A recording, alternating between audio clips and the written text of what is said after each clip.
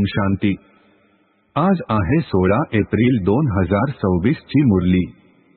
महावाक्य आहे, गोड मुलांनो, केवळ योगाद्वारेच आत्म्यामधील भेसळ निघून जाईल।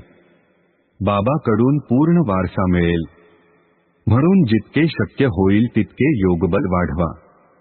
प्रश्न आहे, देवी देवतांची कर्मे श्रेष्ठ होती, आता सर्वांची कर्मे भ्रष्ट का बनली आहे?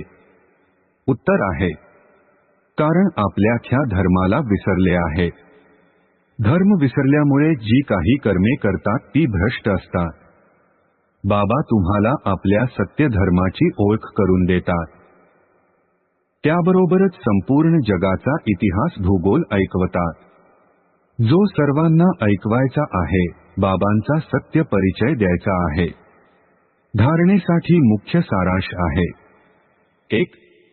बाबांच्या आठवणीद्वारे पावन बनून बाबांच्या गळ्यातील हार बनायचे आहे। कर्म करत असताना देखील बाबांच्या आठवणीमध्ये राहून विकर्माजित बनायचे आहे। 2. पुण्यात्मा बनण्याचा पूर्णपणे पुरुषार्थ करायचा आहे।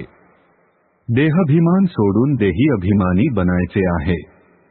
आजचे वरदान आहे, आपल्या बुद्धी रूपी डोळ्यांना स्वच्छ आणि सावध ठेवणारे बाबा सारखे ज्ञानसंपन्न आणि शक्तिशाली भव। स्पष्टीकरण आहे, जसे ज्योतिषी आपल्या ज्योतिषाच्या ज्ञानाद्वारे ग्रहांच्या ज्ञानाद्वारे येणाऱ्या आपत्तींना ओळखतात, तसे तुम्ही मुले मायेद्वारे येणाऱ्या पेपर अर्थात संकटांना अगोदरच पारखून सन्मानपूर्वक उत्तीर्ण होण्यासाठी आपल्या बुद्धी रूपी नेत्राला स्वच्छ बनवा आणि केअरफुल अर्थात सावध रहा। दिवसेंदिवस बाबांच्या आठवणीच्या अथवा शांतीच्या शक्तीला वाढवा, म्हणजे मग अगोदरच माहित होईल की आज काहीतरी होणार आहे।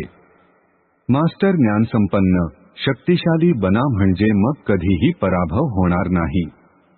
स्लोगन आहे, पवित्रताच नवीनता आहे आणि हाच ज्ञानाचा पाया आहे। ओम शांती।